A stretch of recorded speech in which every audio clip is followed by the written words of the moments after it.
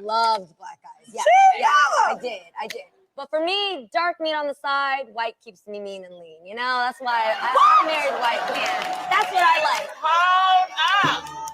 What do you mean, dark meat on the side? She lightweight offensive. I'm not. I'm saying, like, I really do think black men are attractive. I do. Like, that's my. Well, what do you mean, dark meat on the side? That means, honey. That's You know what that means. Wait, what are you reading it as? I know. How did you say it? I'm just saying, like, when I think about men, I like dark men. I do. Right, you like your main man to be white and your side piece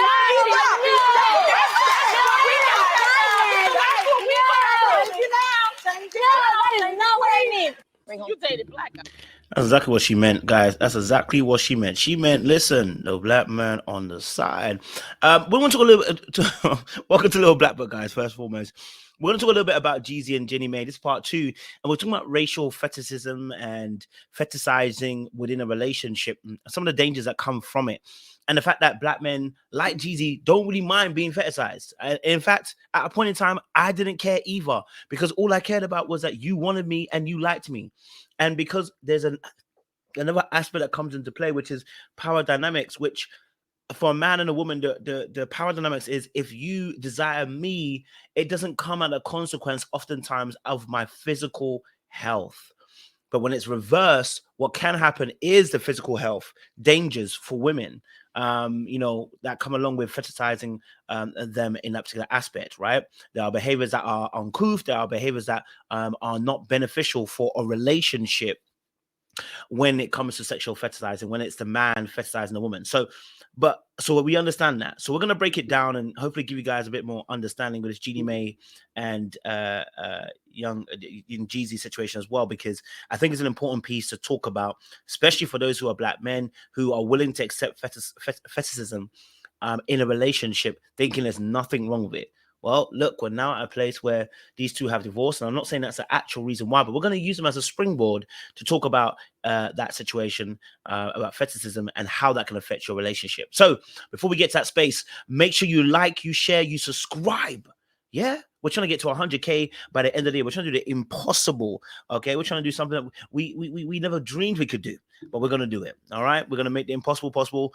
So help us reach 100K by subscribing to the channel, and also if you want to support the channel, do so by joining our membership. It's £1, it's $1, and we do lives every other week for members as well. All right, let's get into this video. Let's waste much time. But for those of you who are returnees, you already know what it is, baby. You got the minerals. You got the minerals. Stay hydrated because streets out there are hot. Let's get into this. Look, let's talk about it. Let's talk about it. Okay. With Jeezy and Jeannie Mae, they've been together for 2 years married, and I think they were together for 3 years. And the reality of the situation is she made these comments on The Real. And I want to address it specifically now because we're talking about fetishism, right? A fetish in some instance is a sexual excitement in response to an object or a body part that's not typically sexual, such as shoes or feet.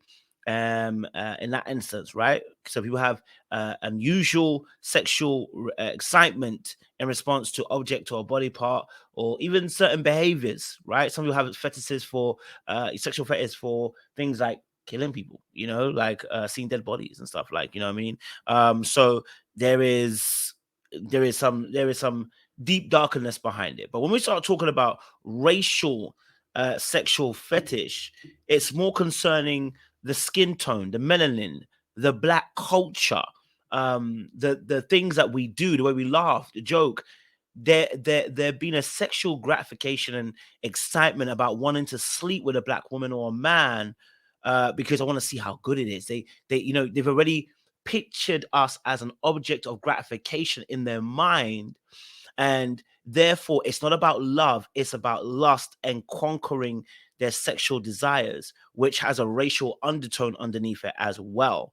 Because based on those stereotypes, which is mandingo black men and good in bed and what black women are being loose and being provocative and being sexual, those things, which are ideas born and bred in slavery, which are born and bred in transatlantic slavery, if you want to call it that, in the European slavery, where the white man decided to fetishize us and also sexualize both the man and the woman in order to make us look animalistic so that they could do whatever they wanted to do. On one aspect for the women, because of the way that we in Africa, we were free with our dressing, our clothing. If you go back to Africa, you see in more rural areas, even when I was in Ghana and I was on, where was I? Heading towards the Togo Bridge. I was heading towards the Togo Bridge and I was on a boat and I saw naked people. Swear to God. I said, wait. What in Tarzan's name is going on here? I'm seeing Ghanaian people, or you could say Togo people, who are in the bushes, having their huts, having their houses. And I'm being delicate those huts, but and then seeing them naked on their boats, fishing in the waters. So you realize that, we there's nothing against it, right? In our culture and our history, that it's not sexualized to be walking around naked or anything like that. It is something that has happened closer to more, or what I've seen historically, the European and Western world thought process, the white culture. You know what I mean?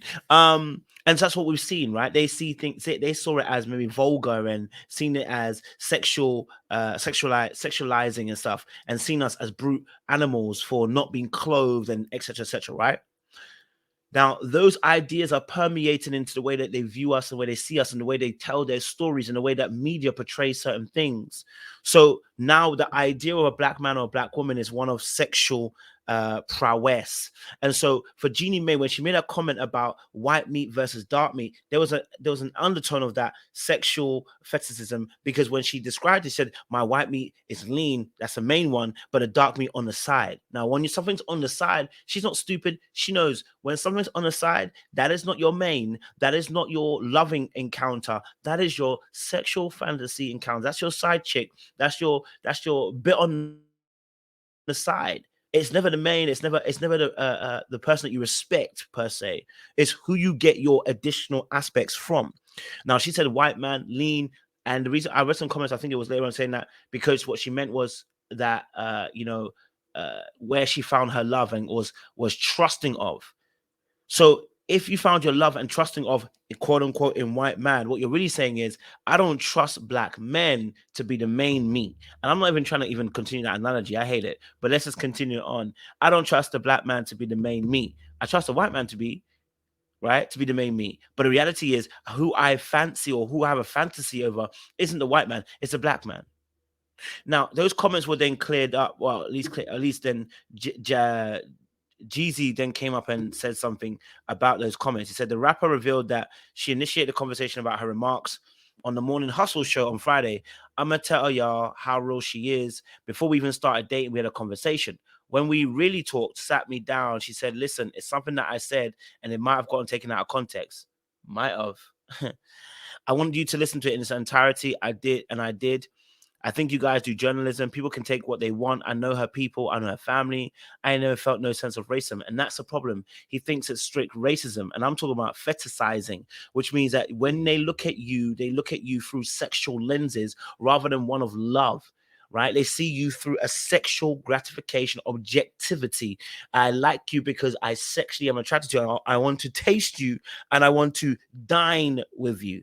But the real depth of love isn't there. That's why the white man is the lean meat.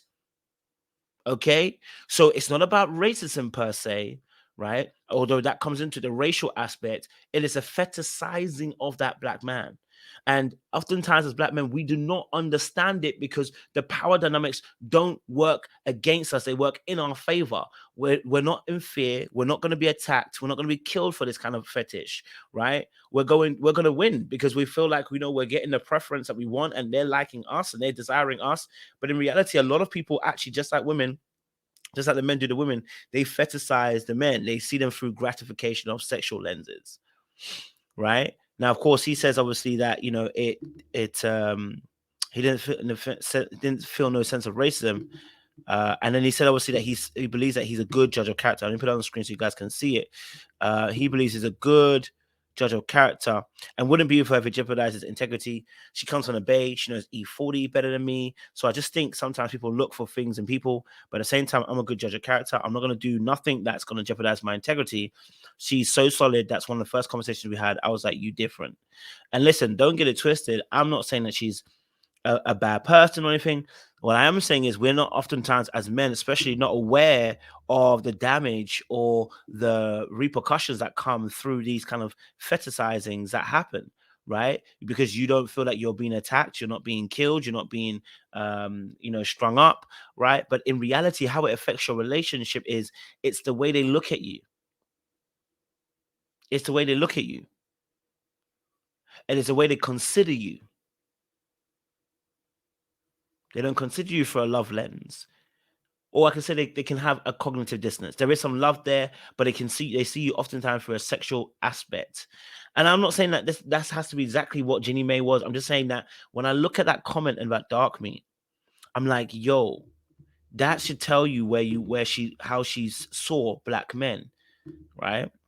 That should tell you how she saw them. And hey, I'm not gonna be fighting for something that you don't want to fight for. But the reality of the situation for me is, yeah, you bro should have probably paid more attention to that and maybe done some education on himself, because he might not even deeped it as well. He might not have deeped the situation the way we're deepening it now, because we're looking at it from an after perspective, a post perspective. But I'm gonna leave it there, guys. What's your guys' thoughts? Do you agree? Do you disagree? Like, do you see where I'm coming from? Maybe you feel like it's too deep. I don't need to be that deep. Maybe I need to come up for air. Comment down below. Let us know your thoughts, and don't forget to subscribe to the channel. We like to always consider different points of views. Much love.